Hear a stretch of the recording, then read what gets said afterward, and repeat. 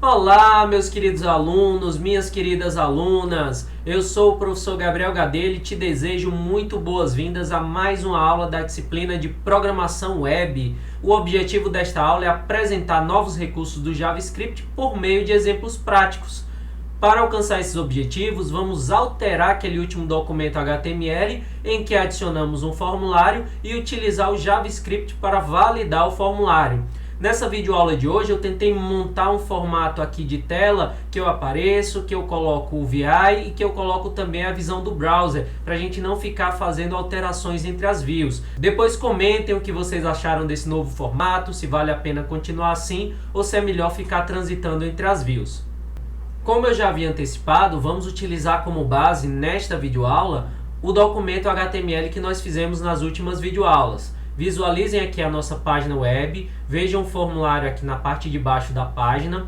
Da forma que esse formulário foi escrito, não realizamos algumas validações, como por exemplo, não verificamos se os campos foram preenchidos durante a submissão. Veja aqui o nome. Mesmo se eu não colocar nada, o formulário é submetido. Aqui neste exemplo nós colocamos aqui o default, então nós poderemos já começar essa videoaula apagando esse default, porque não ajuda em nada. Vamos deixar em branco, normal, mas ainda assim, na hora que eu tentar submeter, esse formulário vai ser enviado, mesmo que eu não preencha nada. Isso gera um problema.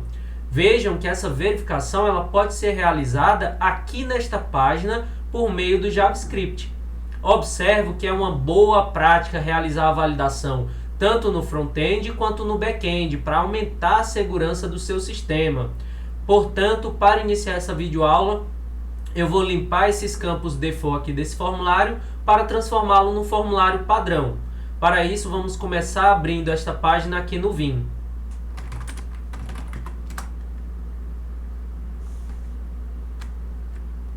Como vocês se lembram, eu fiz o formulário aqui embaixo. Vejam que eu utilizei aqui o atributo velho para indicar algum valor default. Eu vou tirar todos esses valores default. Na verdade, eu posso tirar logo a tag velho, já que eu não estou usando. E vou também limpar esse valor que eu coloquei aqui na text area. Agora sim, começamos nossa página do zero. Deixa eu mostrar para vocês que as alterações já foram realizadas. Agora que os campos já estão em branco, vamos começar a criar nosso código JavaScript. Eu vou aproveitar essa aula para mostrar alguns comandos básicos, algumas funções que já existem no JavaScript que são muito usadas. Vamos começar a nossa codificação criando um documento.js aqui no Vim. Antes de começarmos a criar o nosso código JavaScript que vai validar aquele formulário, eu quero que vocês saibam que existem 3 comandos simples que são muito usados e que eu acho interessante que você aprenda primeiro em JavaScript. E o primeiro deles é a função para escrever em sua página web. Do jeito que no HTML você usa o H1, H2, H3 ou P para escrever em um documento, para escrever em uma página web, com o JavaScript você pode utilizar a função write. Antes de conhecer o write, você deve entender que o JavaScript manipula uma página web por meio do objeto document. Para cada página carregada no browser, existe um objeto document. A interface document serve como um ponto de entrada para o conteúdo da página. Nós vamos chamar esse conteúdo da página de árvore DOM. O DOM vem de Document Object Model. Dentro do DOM eu posso incluir elementos como body, table, por exemplo, e qualquer outro elemento que contém ou que faz parte de uma página HTML. Por meio do document, temos acesso às funcionalidades globais do documento, como obter a URL da página, criar novos elementos no documento. Observem que as bibliotecas e frameworks baseados em JavaScript, elas facilitam a utilização desses mecanismos do document. Mas mesmo sem essas bibliotecas ou frameworks, você conseguiria criar páginas baseadas em JavaScript apenas manipulando o DOM. Nós vamos chegar nessas bibliotecas e frameworks que facilitam essa construção na terceira unidade. Por enquanto, você precisa aprender que para escrever na página web usando JavaScript, basta utilizar o seguinte comando. Vou utilizar o document, como eu tinha explicado para vocês, e vou utilizar a função write. Como parâmetro para a função write, eu posso passar qualquer coisa que eu quero escrever na minha página. Por exemplo, texto escrito com JavaScript.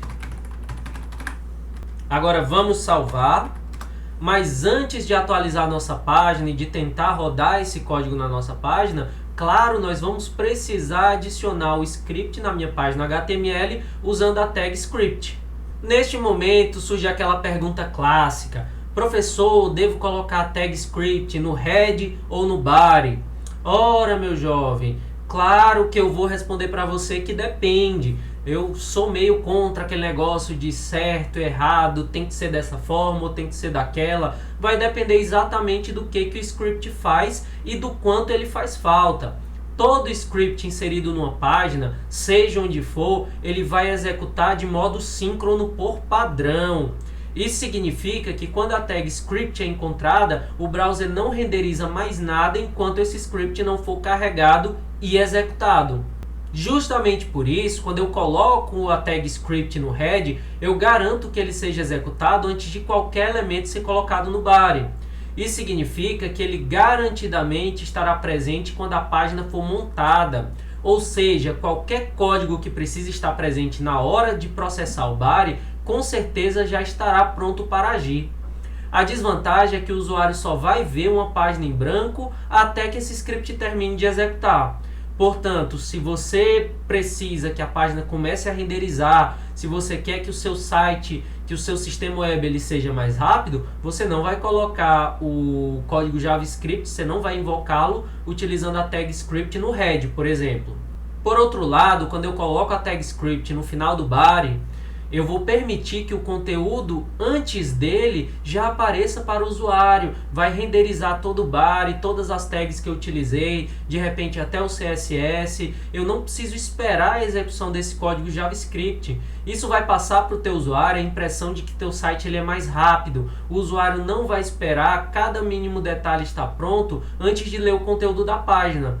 Mas, como tudo na vida, existem os prós e contras. A desvantagem desse estilo, dessa forma de colocar o script lá no final do body, é que se o seu script vai modificar significativamente o conteúdo, ou a apresentação, ou funcionalidade da página, o usuário vai ver uma página assim, meio estranha, meio mal formatada, antes que o script vá lá, execute e corrija essa má formatação. Eu não sei se vocês entenderam. Eu deixei para colocar o script no final do body, então minha página carrega, esse meu script JavaScript, ele de repente ele altera o comportamento da página ou o formato. Então, como minha página está carregando e eu ainda não cheguei no script, minha página vai ficar com um formato estranho, meio deslocada. E aí depois, quando eu terminei de carregar essa página, eu cheguei ali no finzinho do body, meu código JavaScript vai ser carregado, vai executar, e aí sim ele vai corrigir o formato ou o comportamento da página. E ainda observe que o seu código JavaScript ele pode mudar o comportamento de um link ou de um botão, por exemplo. E nesse caso, se eu clicar no link ou no botão antes do meu código JavaScript ser executado, muito provavelmente, mais que muito provavelmente, eu devo causar um comportamento incorreto aí no meu sistema web. Caberá então a você, desenvolvedor, determinar em cada caso onde é o melhor lugar para se colocar o script. Se fizer pouca diferença, eu te recomendo que você coloque no final do body, pela questão de performance e usabilidade, O usuário vai ficar muito mais satisfeito se a página dele carregar mais rápido, obviamente.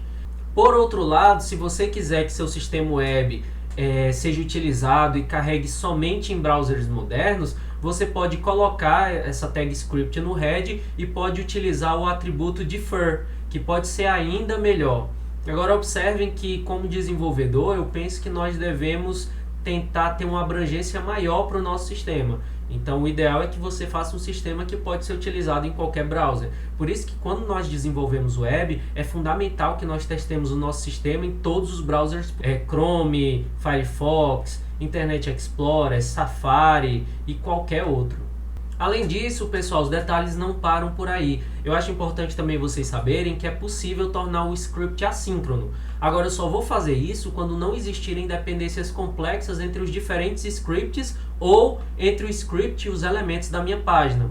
Eu consigo fazer isso por meio de dois atributos que existem no HTML5, ou o async ou o próprio defer, que eu já comentei com vocês. Em relação a esses dois atributos, eu posso dizer para vocês que ambos vão carregar o código JavaScript paralelamente à renderização. A diferença entre eles é que o async ele vai parar a renderização no momento em que o carregamento do código JavaScript for concluído. E aí sim ele executa o código JavaScript. Já o defer ele só vai executar o código JavaScript no final da renderização, mesmo que ele já tenha carregado e já tenha concluído o código antes.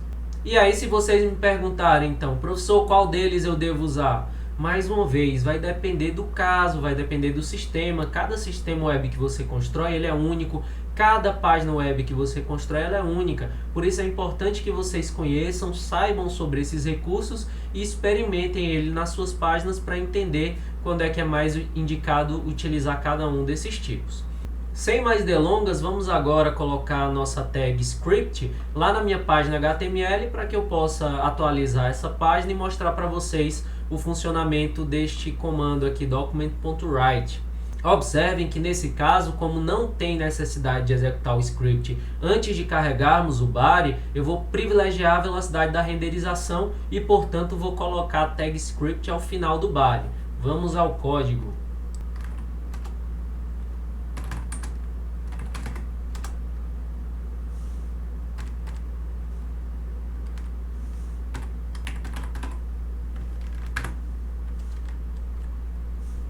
Como vocês já viram como fazer isso na aula passada, eu vou apenas me ater a adicionar o que eu preciso adicionar para rodar esse código JavaScript.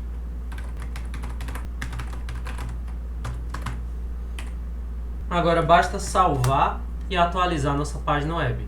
Vejam que lá embaixo da página apareceu o que nós queríamos, texto escrito em JavaScript. Muito fácil, eu sei que é muito fácil, mas vamos evoluindo aos poucos. Já quero antecipar para vocês, por exemplo, que é possível, inclusive, montar páginas HTML só utilizando o comando write. Valha, professor, como é isso? Vou mostrar para vocês, só para vocês terem o gostinho, mas isso não faz parte do escopo do que nós vamos fazer agora. Lembrando que nós vamos sim aprender a construir frontends completos utilizando JavaScript na terceira unidade. Mas vou só dar uma pista para vocês de como nós podemos fazer isso. Vamos voltar aqui para o nosso código JavaScript. Olha o que eu vou fazer aqui no meu write. Eu vou adicionar no parâmetro do write, por exemplo, tags HTML. Eu posso colocar aqui, por exemplo, um P. Vou criar um parágrafo. O meu parágrafo vai do início, claro, até o final. Texto escrito em JavaScript, obviamente que vai do início até o final. E eu vou colocar, por exemplo, um estilo para mudar a letrinha, para ficar um negócio legal. Colocar aqui style igual color, dois pontos. Estou colocando aqui código CSS, como vocês estão vendo. Deixa eu achar alguma cor aqui, sei lá, hashtag FFF000. Vamos ver como é que fica. Vou salvar e atualizar novamente nossa página. Vejam aqui embaixo que ficou um amarelo estranho que a gente não consegue nem ler. Já vou mudar a cor de novo para ver se fica mais fácil de ver. Tirar um F aqui e vou acrescentar mais zeros. Novamente atualizar para ver. Agora sim ficou visível esse texto em vermelho. Então vejam que se eu coloquei a tag P e ela conseguiu renderizar, se eu coloquei um estilo, se eu estou colocando o código HTML e jogando por meio do write, eu posso colocar qualquer coisa aí e eu posso inclusive montar páginas HTML dessa forma. Só para vocês terem um gostinho, não vamos trabalhar com isso agora. Por enquanto eu vou continuar mostrando para vocês o segundo comando que é muito utilizado em qualquer página HTML, que é o comando alert, que vai abrir uma janela na sua página com informação que você pode passar para o usuário. Por exemplo, eu vou adicionar aqui alert, que é um código que vai abrir uma janela. Janela aberta. Essa janela pode ser uma janela para informações ou qualquer outro tipo de coisa. Vejam que ela vai aparecer e vai ser carregada no momento que eu atualizar a minha página. Vamos testar. E aqui está, apareceu. Janela aberta, eu posso clicar OK e fechar a janela. Eu acredito, tenho certeza que vocês já viram esse tipo de coisa em várias páginas web que vocês já acessaram. Extremamente comum. Antes de começarmos a validar o nosso formulário, eu vou mostrar para vocês o terceiro comando que é muito utilizado. E esse comando ele costuma ser utilizado dentro de uma função. Ah, Gabriel, você nem mostrou pra gente como é que a gente faz função em JavaScript, eu não sei nem o que é. Se preocupa não, função é um bloco de construção que é fundamental no JavaScript e em várias outras linguagens de programação. Na função, nós vamos implementar um conjunto de instruções. E para que eu consiga usar uma função, eu vou definir essa função em algum lugar no escopo que eu quiser chamá-la. Vamos partir para o exemplo para você entender. Então, para eu criar uma função, primeiro eu vou utilizar a palavra reservada function. Eu preciso dar um nome à minha função, função teste, e eu tenho uma lista de parâmetros na função.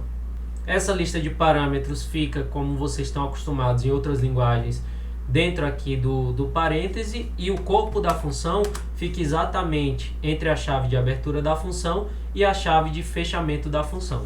Essa função que eu chamei de teste, eu quero usar um comando também que é muito usado em JavaScript, que é o comando window.history.back. Esse comando ele faz voltar para a página anterior. E para testar esse comando, nós vamos adicioná-lo na página que vai receber os dados do meu formulário, que é a página 2. Para quem não lembra da videoaula, eu tenho a minha página Gabriel, essa página que eu estou mostrando para vocês, e quando eu clicar no Submit, eu vou mandar os dados do formulário para uma outra página, que é a página 2. Eu vou colocar esse script que eu acabei de criar, eu vou adicionar também esse documento.js lá no cabeçalho da minha página 2.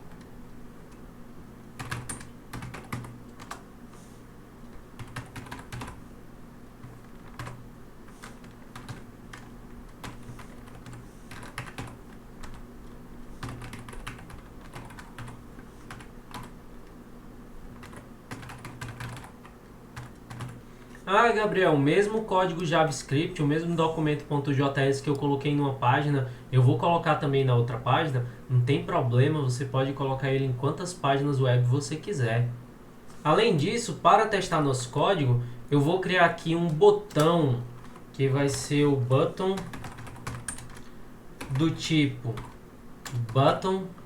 E esse botão, quando ele for clicado, um clique, ele vai invocar uma função JavaScript, que é justamente minha função teste. Eu quero que apareça o nome do botão chamado voltar. E aqui eu finalizo o meu botão. Vamos salvar e testar esses códigos. Janela aberta também apareceu na minha página 2, visto que eu adicionei o mesmo código JavaScript, então faz todo sentido. E agora eu tenho aqui meu botão voltar. Ah, e o texto também. Lembrem, eu estou carregando o mesmo documento.js que tem todos esses comandos aí JavaScript. E quando eu clicar voltar, claro, eu vou executar aquele meu history.back e voltar para a minha página inicial. Agora que vocês já aprenderam essas três funções básicas e muito usadas em qualquer página HTML que precisa utilizar JavaScript, vamos criar nossa função para validar o formulário. O nosso objetivo é evitar que alguém envie o formulário com os campos vazios. Para exemplificar, vamos evitar que o campo nome seja vazio. Portanto, vamos aqui para o nosso código JavaScript novamente. Eu vou criar uma função chamada validar formulário. Na verdade, eu vou criar três funções mostrando três formas de fazer a mesma coisa e as diferenças são bem simples. Eu vou criar aqui function validar form1. Vou criar function validar form2 e vou criar function validar form3. Mais uma vez, elas vão fazer a mesma coisa, só que com pequenas variações. Primeiro, eu preciso pegar o valor que foi digitado lá no meu campo nome. Para isso, eu vou criar uma variável. Lembrem que eu falei para vocês que eu posso utilizar o var ou o let. O let garante que essa variável ela tem o escopo do bloco. Meu bloco é essa função validar form. Eu quero que essa variável tenha o escopo apenas desse bloco. Você evita muitas... como é que eu posso falar? Se você se acostumar a usar o let, na maioria dos casos, você vai evitar problemas. Tem alguns problemas que você vai ter se você se viciar muito no var. Então, se a gente está trabalhando dentro de um bloco, vamos nos acostumar a utilizar o let para definir nossa variável. Então, o que eu quero dessa variável? Primeiro, mais uma vez, eu preciso começar acessando a raiz da minha página, né, que é o document. E eu quero do meu document, eu quero acessar o meu formulário. Existem várias formas, eu posso acessar, por exemplo, por nome do formulário. Mas tem outra forma que eu gosto muito, que é o Array Forms. O Array Forms, ele contém todos os formulários da minha página. Se eu tiver 10 formulários na minha página, o primeiro formulário definido vai ficar na posição 0 do Array Forms, o segundo fica na posição 1 e assim por diante. Só tem um formulário na minha página, então, claro, é na posição 0. E o que eu quero desse formulário é o campo nome, e o que eu quero do nome é o valor. Esse valor vai ficar dentro dessa minha variável nome. E agora eu vou fazer minha verificação. Se não tem nada no nome, né, o nome é vazio, eu vou disparar o meu alert. É obrigatório preencher o nome.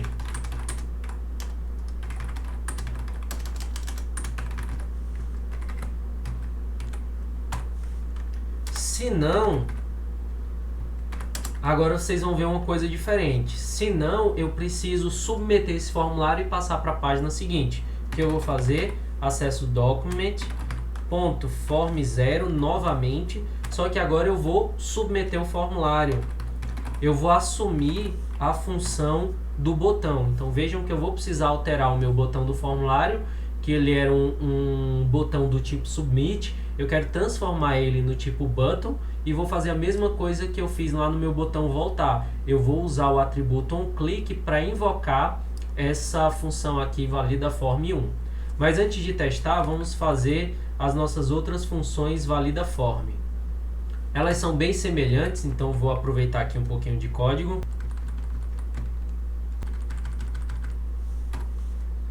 Primeira diferença é que aqui eu não vou usar o not nome, eu vou fazer uma construção diferente. Se o nome igual a um string vazia. E no terceiro caso,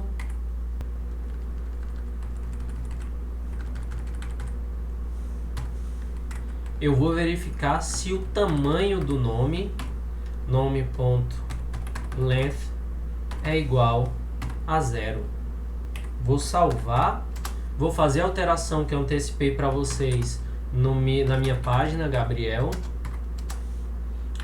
Como eu falei para vocês, o botão que nós colocamos na videoaula passada, ele era do tipo submit. Ele não vai ser mais do tipo submit, ele vai ser do tipo button. E agora eu vou utilizar o onClick para invocar minhas funções JavaScript. A primeira que eu vou invocar é o validaForm1. Vou salvar e atualizar minha página. Vou clicar aqui no meu botão e, claro, apareceu aqui, ó, é obrigatório preencher o campo nome. Vamos testar agora o nosso validaForm2. Onde tinha validaForm1, eu vou alterar e colocar, claro, o validaForm2. Salvar e novamente atualizar nossa página para executar essa função. De novo, é obrigatório preencher o campo nome. E mais uma vez, agora eu vou alterar o validaForm para o validaForm3.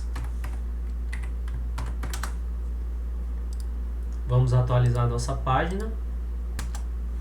E mais uma vez é obrigatório preencher o campo nome, como já esperávamos.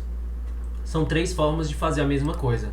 Do jeito que eu fiz para o campo nome, vocês podem fazer para o campo mensagem também. O campo estado civil, como ele é um combo box, ele já obriga o usuário a digitar uma das opções. Não está aparecendo aí para vocês aqui por conta do OBS, mas as opções estão aqui. Então, como eu não tenho como colocar vazio, eu preciso escolher uma das opções e já tem uma que é preenchida por default, eu não tenho esse problema com esse campo. Inclusive, isso é uma das observações que eu acho que vale a pena passar para vocês, é que quando possível, tentem evitar que os usuários possam errar ao utilizar o seu sistema. E uma das formas de evitar o erro é você facilitar o preenchimento e obrigar, já desde a construção da sua interface, obrigar o usuário a, quando possível, escolher valores pré-definidos. E com esses novos recursos, agora eu posso dizer que vocês têm todas as condições para implementarem aquela questão de desafio que eu coloquei lá no SIGA. Não se preocupem, porque nós vamos ao longo dessa disciplina, ainda na unidade 3, aprofundar bem mais os nossos conhecimentos sobre JavaScript, principalmente quando formos estudar o Next.js. O que eu queria nesse momento era despertar a curiosidade de vocês e mostrar por que o JavaScript é uma linguagem importante e que ele é extremamente poderoso para a construção de interfaces web. Para finalizar, eu quero te lembrar de rever essa videoaula quantas vezes for necessário. Faça e teste todos os exemplos apresentados. Lembre-se de tirar suas dúvidas, seja por e-mail, pelo nosso canal lá no Discord, aqui nos comentários do vídeo, comenta que eu vou responder todos os comentários. Já na próxima videoaula eu vou mostrar para vocês um pouco da diferença entre os sistemas que utilizam arquitetura monolítica e os sistemas baseados em microserviços. E eu vou tentar apresentar para vocês o desenvolvimento de um sistema de login, claro, bem simples, mas utilizando uma arquitetura monolítica com o Java Server Faces. Te desejo bons estudos, saúde, um grande abraço e nos vemos na próxima videoaula. Até lá!